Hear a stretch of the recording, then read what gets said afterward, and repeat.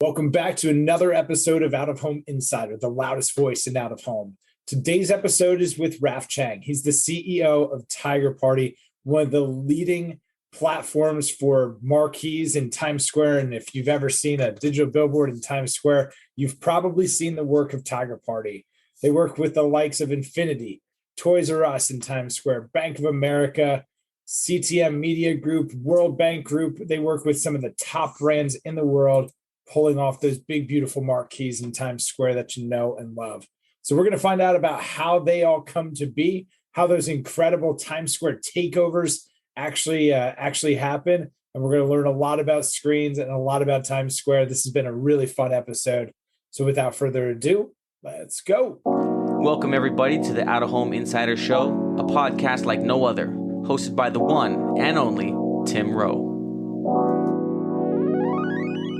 Get ready to have some knowledge dropped on you and to be entertained, because nothing's more valuable than food for your brain. So sit back, relax, we're about to dive in as the best industry podcast is about to begin.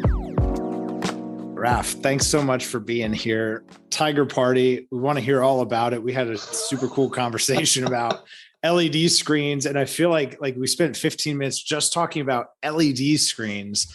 And that's something that I want to get into today, because as we see more media owners wanting to convert sometimes static units to digital, or we see more the emergence of LED trucks and just so many LED formats, I'd love to get into that today. But Raf, a good place to start is usually with how you got into this crazy game called Out of Home. So welcome to the show. Tell us how you made it here. Well, I mean, initially, I wasn't in this space. Of course, nobody was born into this space, but I was more in museum. So when I first start my job, I start in the exhibition showroom, like museum. They want to have an interactive component to it. They want to have like different control system, like sound, lighting, mechanical things, and that's fit my background. My background is mechatronic and computer science. That's my background. So that's how I started. I started from all those interactive different component in the museum, and then start there. And one day, one of my friends came over and say, "Hey, in Times Square, they are building one of the billboard, which is, not only is not regular shape, but it's also curving, and not just one curve, but 9 different curving and assembling into 9 curves into, and then assembling into a giant screen.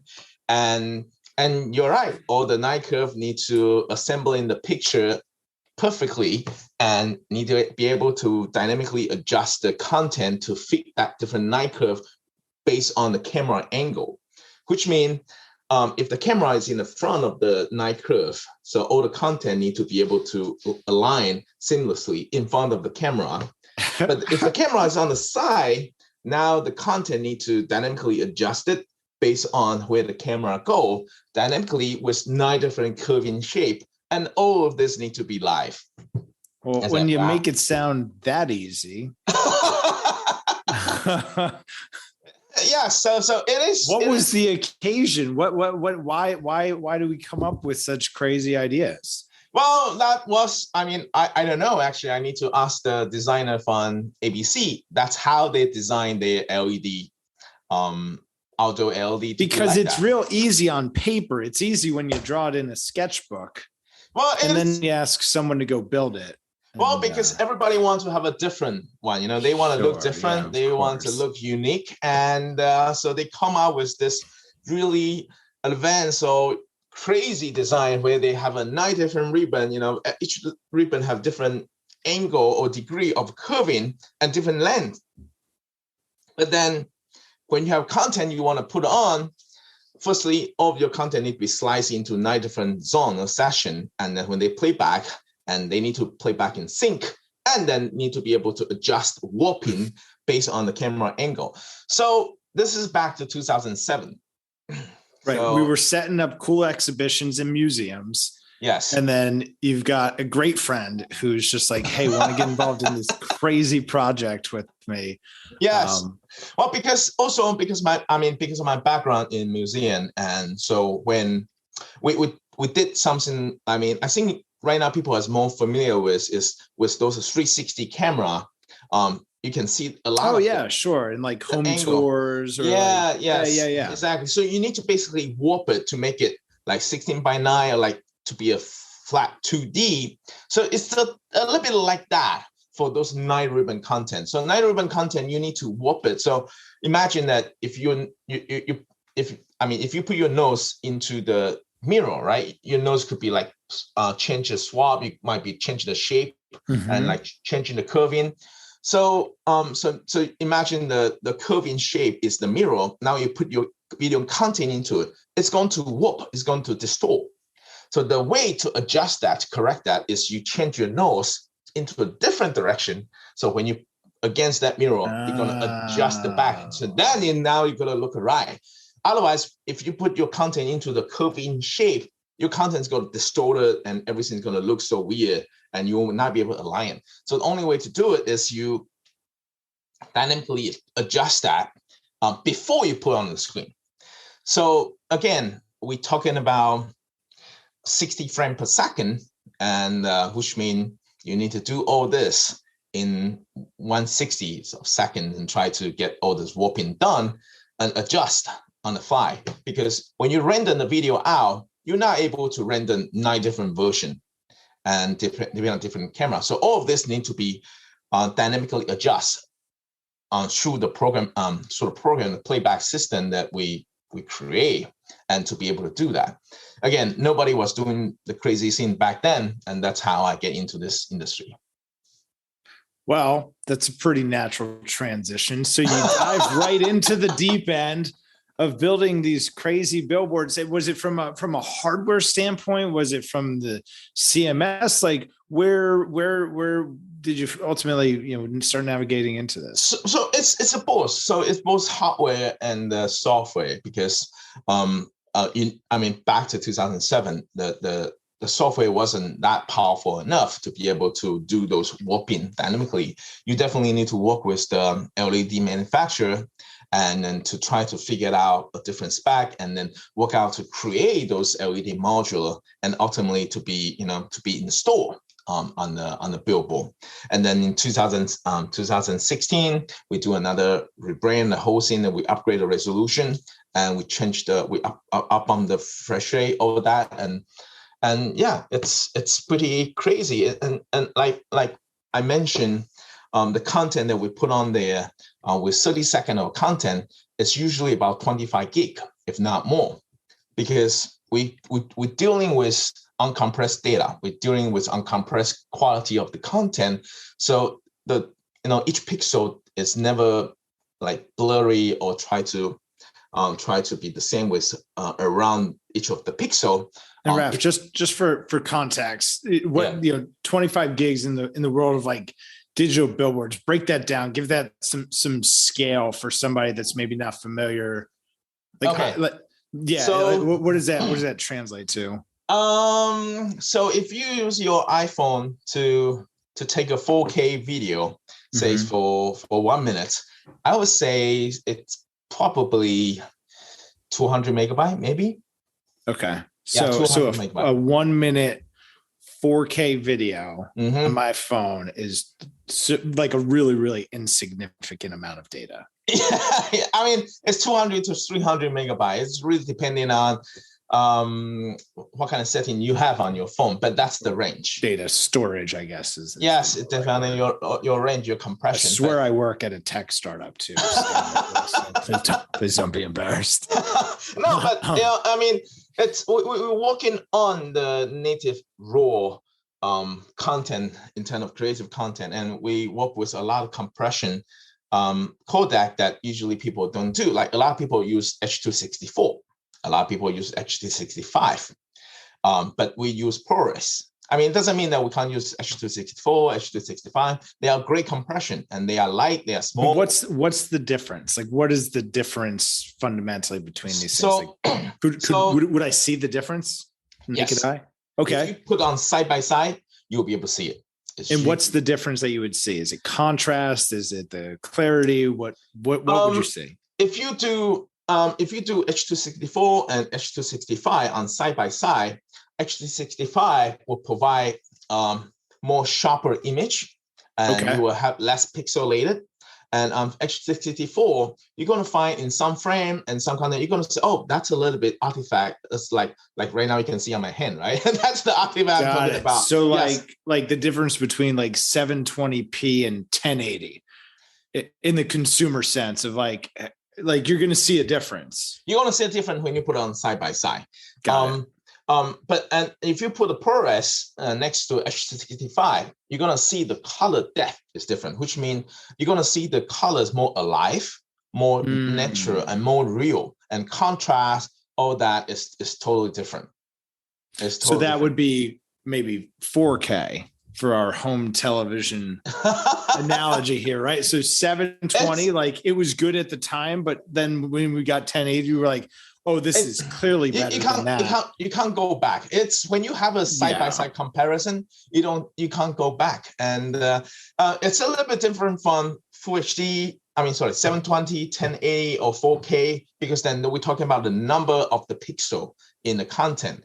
But if we talk about compression, we're talking about, yes, we can use those kind of sense, like how much data is embedded inside each of the pixel. The amount of data in the pixel. That's a really powerful, no, really, that's a powerful way to think about it. Because when you get down to that very, that very micro level of what a pixel is, it's just a little square. Yes. And data being in that, right? All of those values that give it color and depth and that liveliness that you described.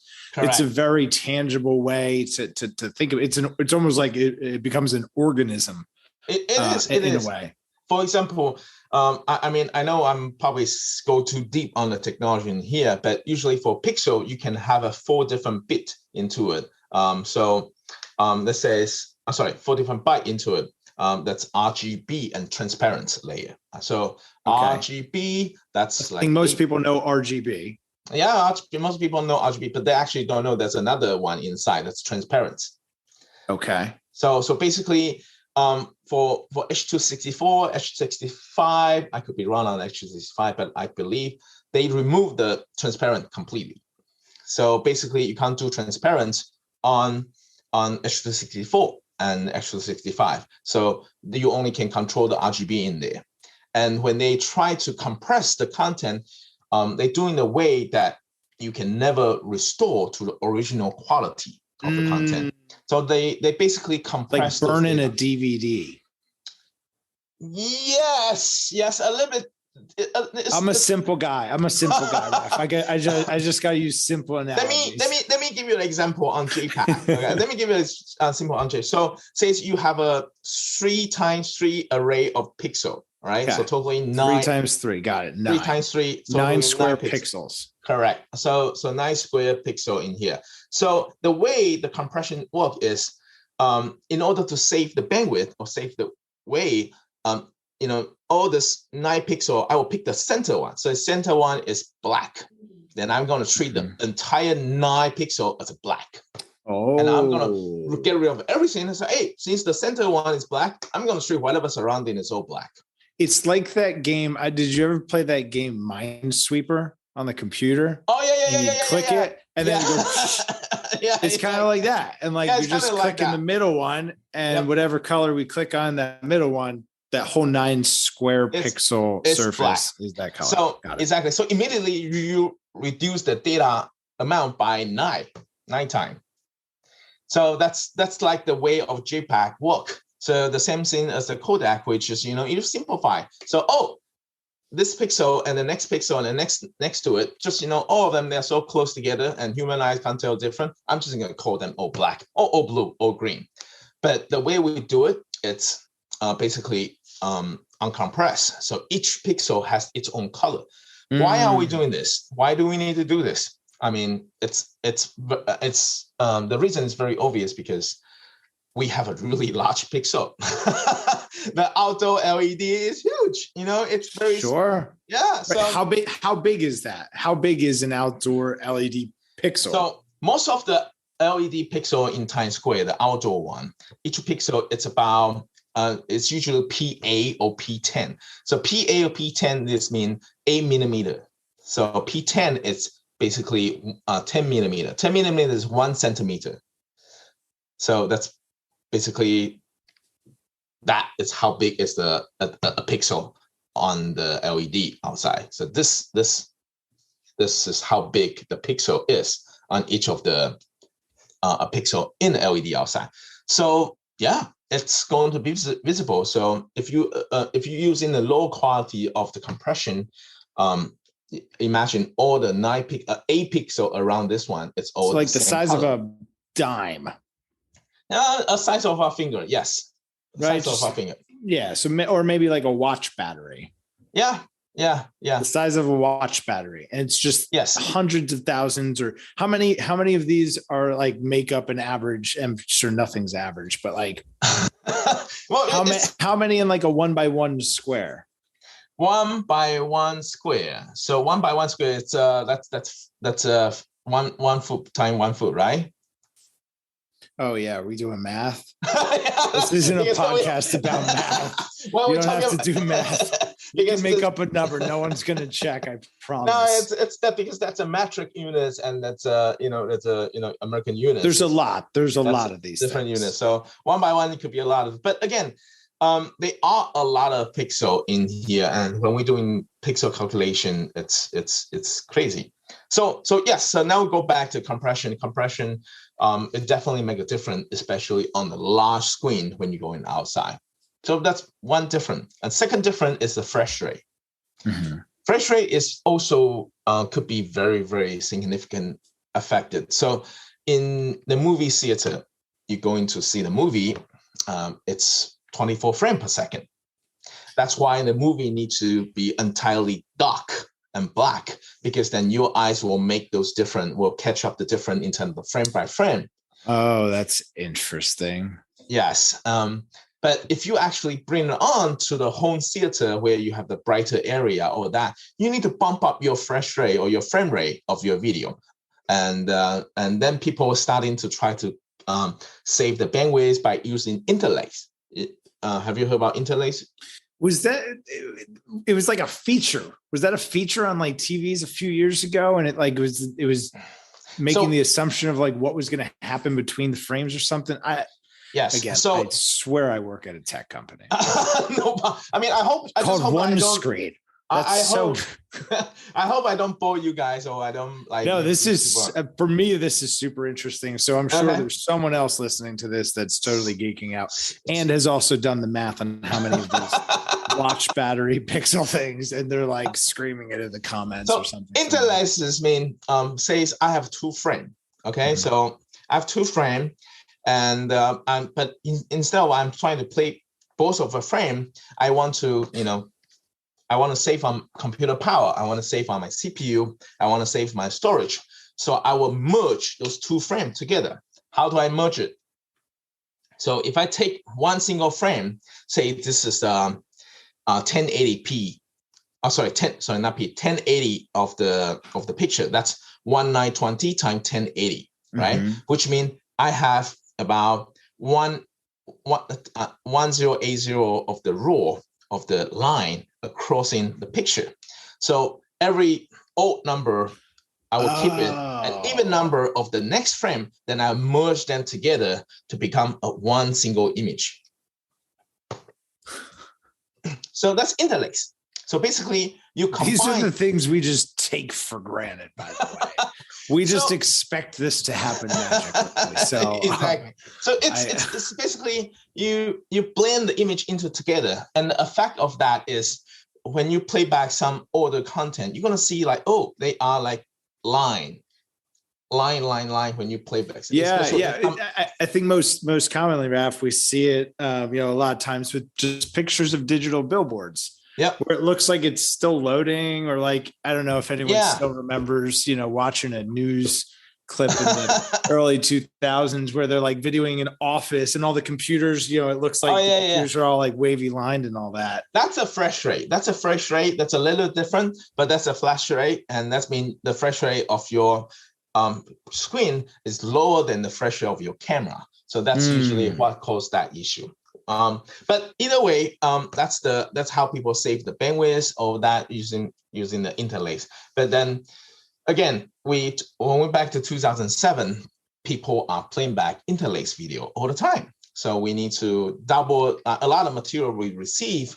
We need to be able to double up, because otherwise, when you play back in the outside of billboard, it's going to look like interlace, and especially with lower frame of the content. Some people will send us 24 frames per second, and we'll say, oh, that's really low, because if when you're looking at it on your screen, you might not look so bad, but if you blow up to be like the side of a building, side of the building, might look like trash. You're gonna look like the content is like. It's going to look like an NFT today, which could be a valuable thing, and then you could make $1 bajillion off of it. Yeah, it's going to look really, really pixelated. So that's why we want to use the best content, to be able to play back on the best content. And still, not many people are doing that in Times Square, and not many people are doing that around the world. So eventually it's going to be like that. Like 3 years ago, 4 years ago, when the 4K come out, people will start talking about why we're using 4K.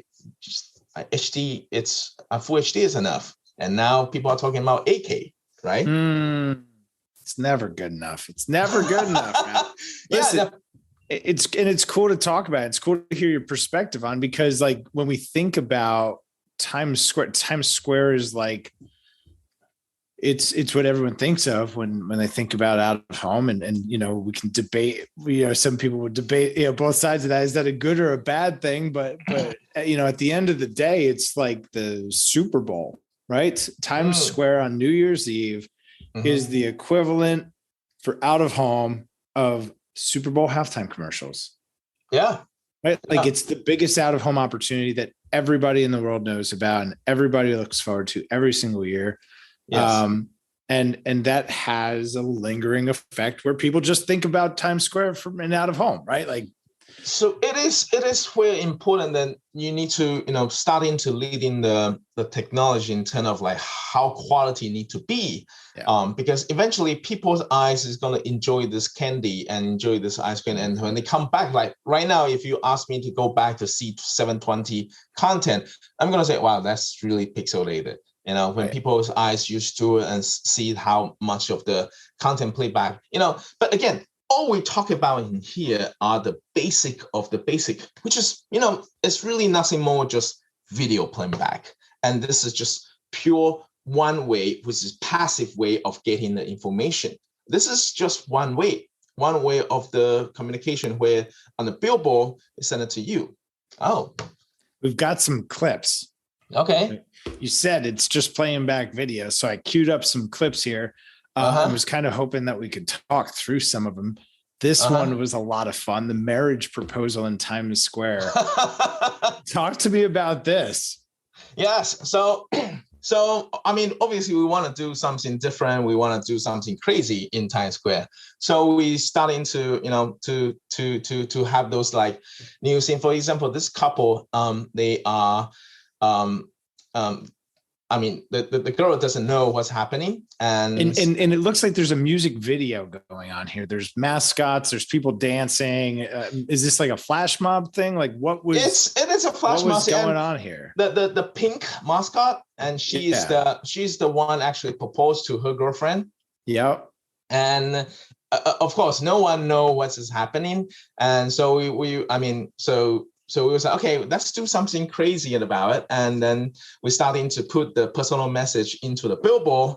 And then, and she proposed in front of everybody and do this on the fly. When we put the camera down and we monitored everything, of course, because there's always dangers doing any of the live feed, like camera feed, Not just saying about the timing, not just saying about the technology, but also we don't want someone crazy come in and take off their clothes and go naked and shows on the billboard, Yeah.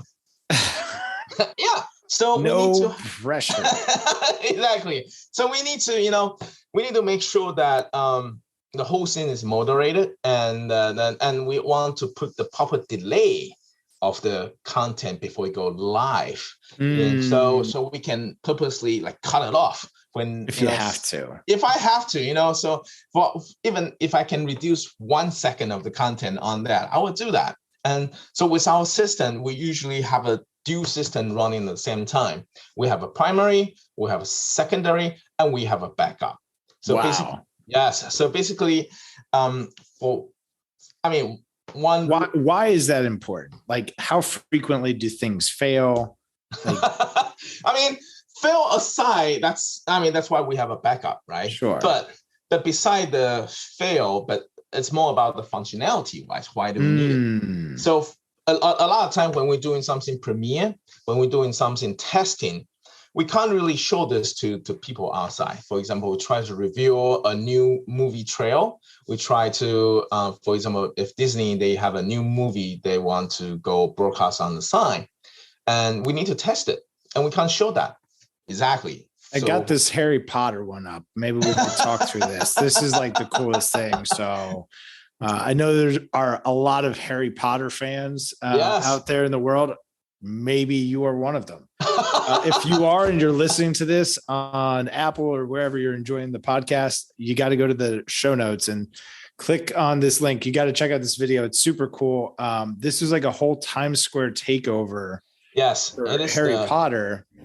And like, right, it's Harry Potter. It's going to be a magical experience anyway. But this is mind blowing. And the number of people that are there, and you've got like one dry run for this. You've got one, one right? time. Like this isn't a month-long campaign that like, oh, hey, sorry, we trafficked the creative wrong. Got one shot to get it right. Exactly. And then plus you can't really do rehearsal that much. And so I was telling Tim the last time, we're doing rehearsal basically in 2 a.m. in the morning. And every time. And who's there for the rehearsal? I'm guessing it's your team. Like, are there folks there from different billboard have different operator need to be on site and doing that. And then of course the director need to be there. And then we only got one shot, because we need to do this one in Monday or Tuesday midnight. So that's like a 2 a.m. in the Tuesday, least amount of people. And we can only do that one time, because if we do it again, there's a chance people will take out their phone and start recording this. And how are you like? Is there like one person per billboard? Is everyone watching like their piece of it? How are you possibly monitoring all of it? Yeah, exactly. We need to do that, and everybody needs to basically, again, because this is so many billboard together. We need to have people to go on Times Square and say, okay, no, we need to adjust the timing on that one. No, the illumination on that one need to switch a little bit. So it was a lengthy process of doing all this, but it's a quiet experience. And when you can pull something off like this for something that has such a cult following, like a global following that's so invested, like this is special. This is a really incredible experience, and you can only do that with out of home.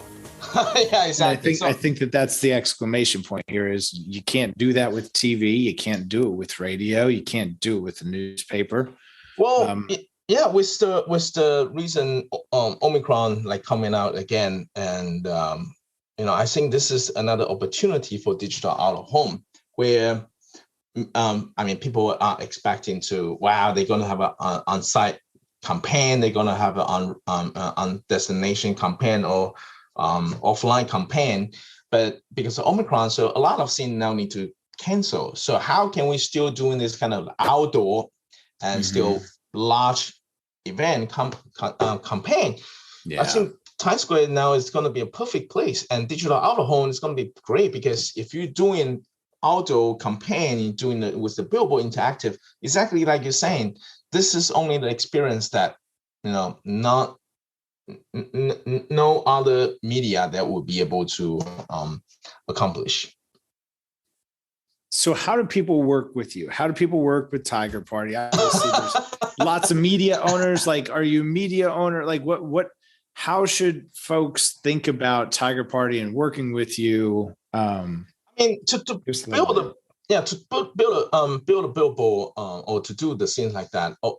The best way is to, when you starting to think about converting from canvas into a digital billboard, this is when we should get engaged, starting with So my company, we do hardware design. We do like from the very beginning of the hardware LED design, and then we do the software playback of content playback, content management system, interactive system, or a moderation system.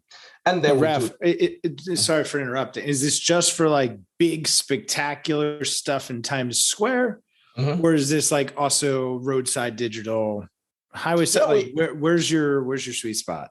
Well, yes, our sweet spot is doing uniqueness. So we want to do a different shape. We want to do the 9 curves. That's got to do the inner. We want to do not necessarily 9 curve. When Elon Musk talks about putting a billboard on Mars, he's going to use Tiger Party. That's what I would like to do that. Yes, I would like to do that. I mean, it's going to be really hard. Yes. We've got it. So here's a fun fact. This is a quick plug for some of the stuff that we're working on at One Screen.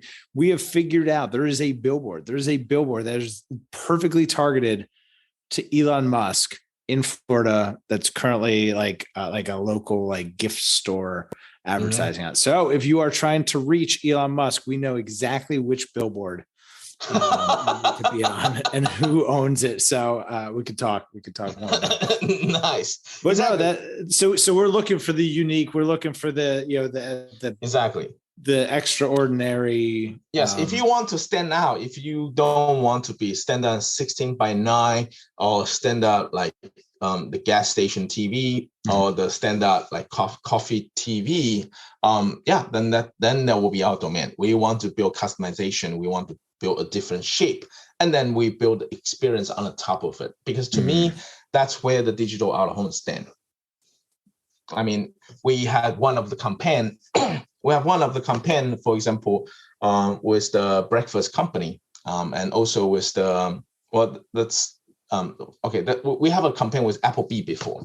So what the Applebee will do is, they create a new burger, and instead of put their own name into the burger, they ask for people to, hey, what do you think is the name for the burger?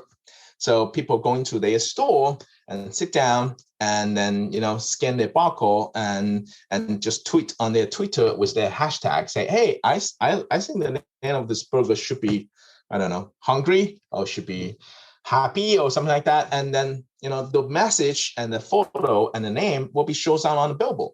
And then we'll take a picture and send it back to you and saying, hey, this is your burger's name on the billboard, and then send it back to you. Yeah, exactly. So people, we try to do this two-way interaction with the brand and consumer. So people don't feel like, oh, this is just one way of digital out of home, and like should keep continue to, sell you things. Hey, buy this. But we want to be more. Yeah. When a brand comes to you and they say, hey, we want to do something that looks or feels like this. Like, what is that conversation like? Are there just is there a line of brands that are like, hey, I want to do some really cool stuff with digital out of home, or are you coming up with ideas? Like how do these things get born? So usually it starts with agency. So agency, They were starting to have some new idea. They want to do something cool and nice, but I mean, to them, digital out of home or digital billboard is a new territory. It's a different territory. They want to know the capability of the billboard. Can the billboard integrate putting the content dynamically from the social media? I mean, when we say pull content from social media, not just go fetch the API and then display on the site. No, we want to have a moderation process.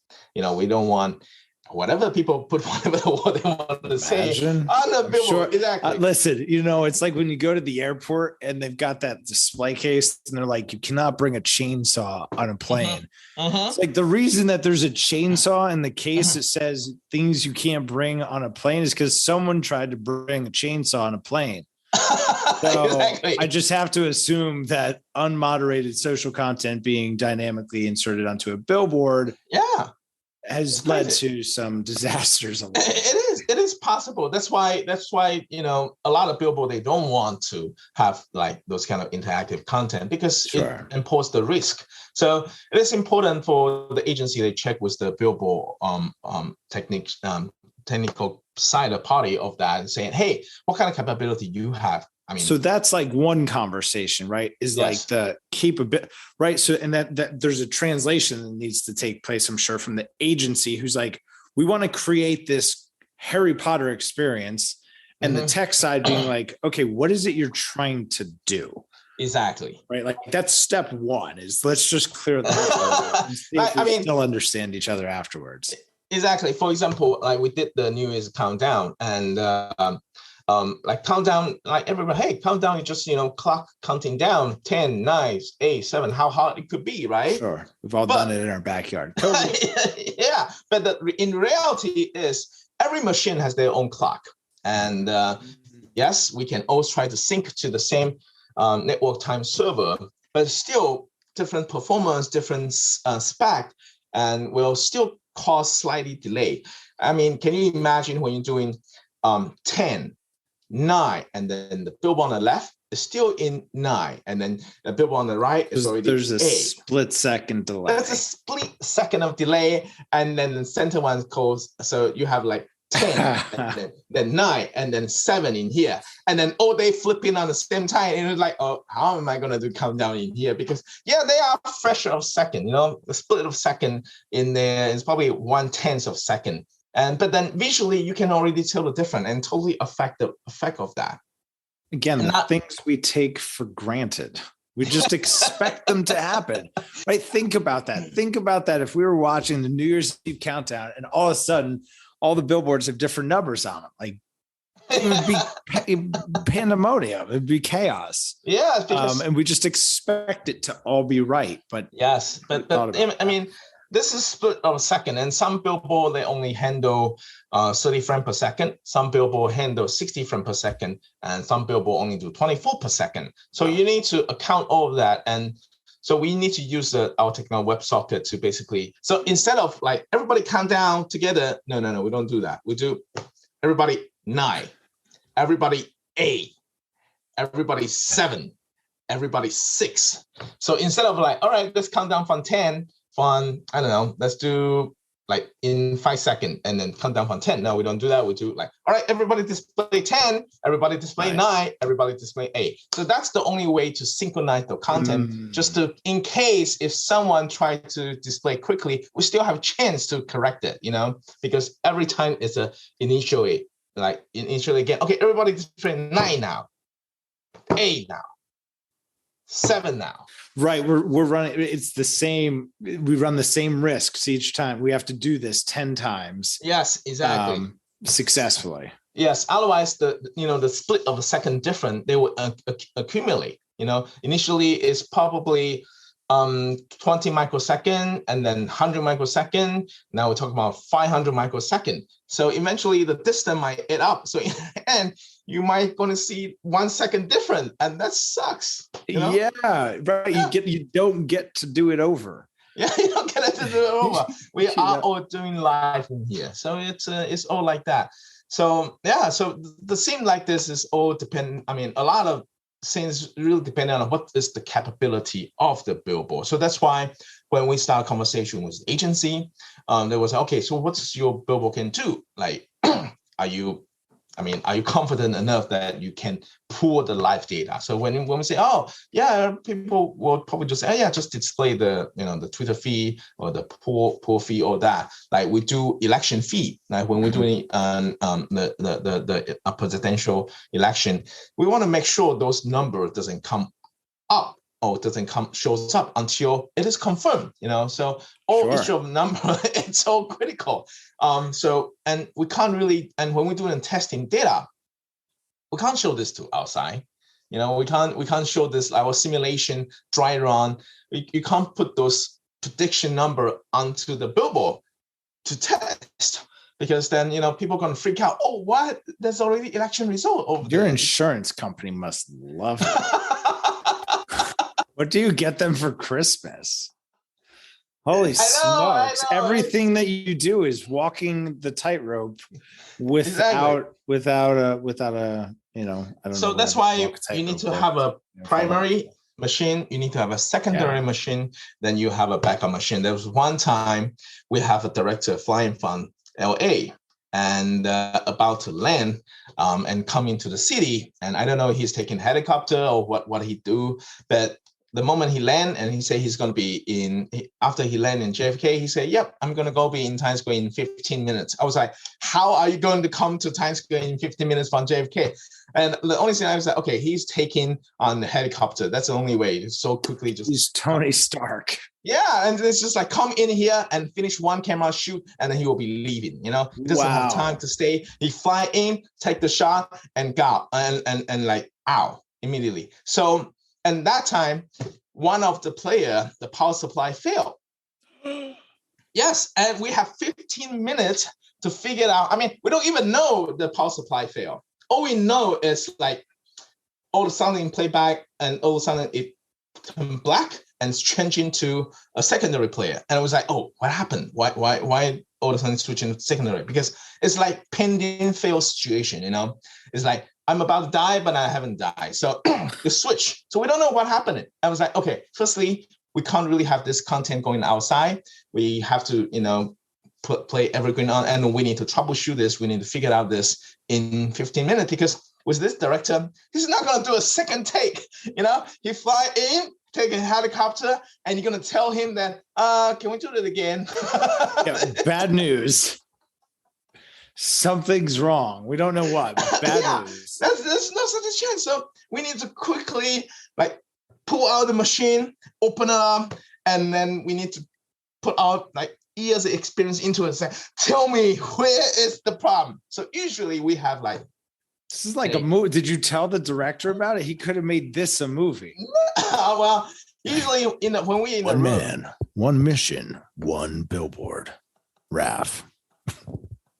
So usually when in a Tiger Party production. Yeah, when we're in the rec room, we usually have like 2 or 3 people in together. But those 3 people, we only let one people try to fix the bomb. The other people, the other 2 people, their job is to answer the phone call. Yeah. It's smart to have 2 people on the phone call. Yeah, 2 people on. So basically, we have 2 landlines in our control room, and everybody have their cell phone. So the one person, he would like put his cell phone aside, nothing aside, just focusing on the problem. The other 2 people will pick up the line and say, yes, we're working on this. No problem. Yes, we're doing this, all that, And because people start panicking, and yeah, I mean, for sure. Yeah. I mean, I totally understand. So I was getting like a little bit of agita as you were describing it.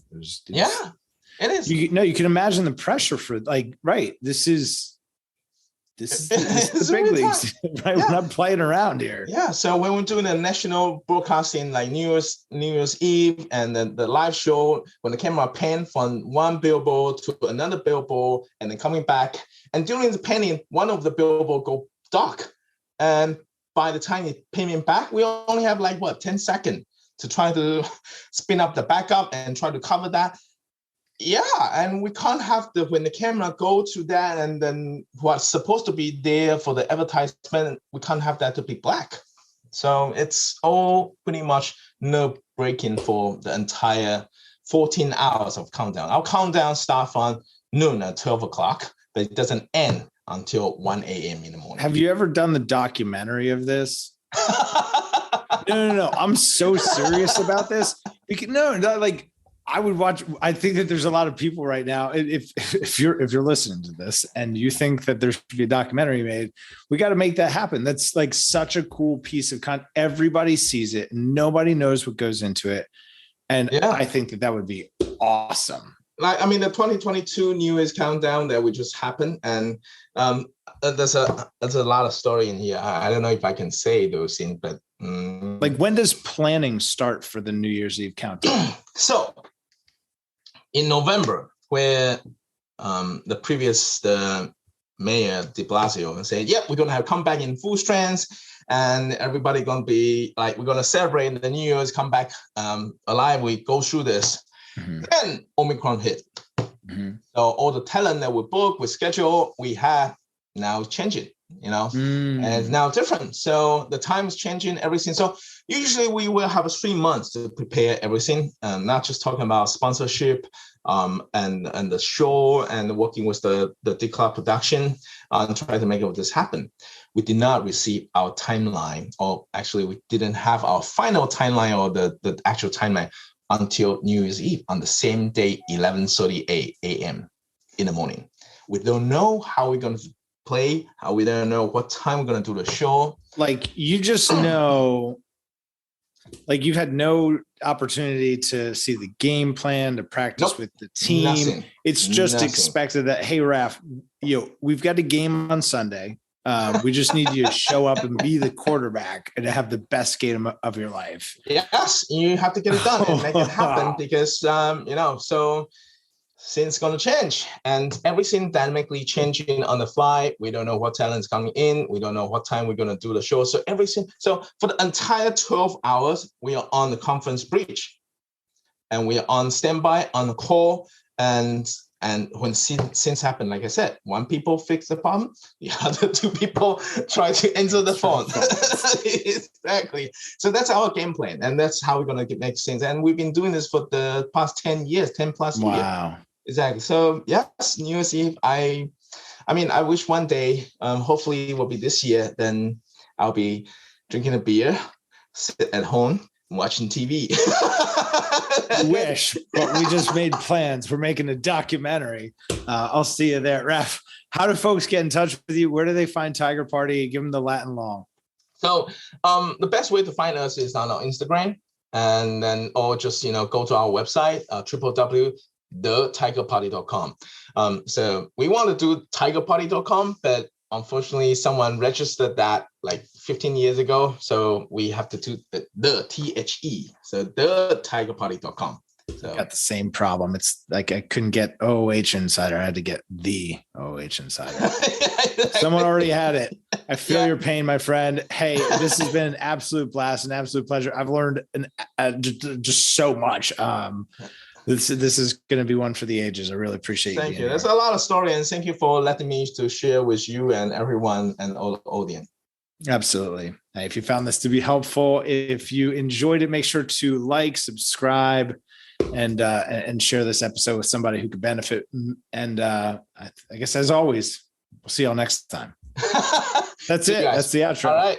Thank you. Quarter century, I finally came to my senses. I finally got my hand up on the tinted Benz, kid. I see the world clear through my tinted lenses. With the dream and the drive, the possibilities endless. Now print that, send this all the way to Tokyo. Take a trip down south, down to Mexico. Next stop, Shanghai, the world-class trade show. First class all the way, cause that's how we roll. Yeah, call us the rock star businessman. Rockin' shows, we handle business, man. We got our own future in the palm of our hands, cause divided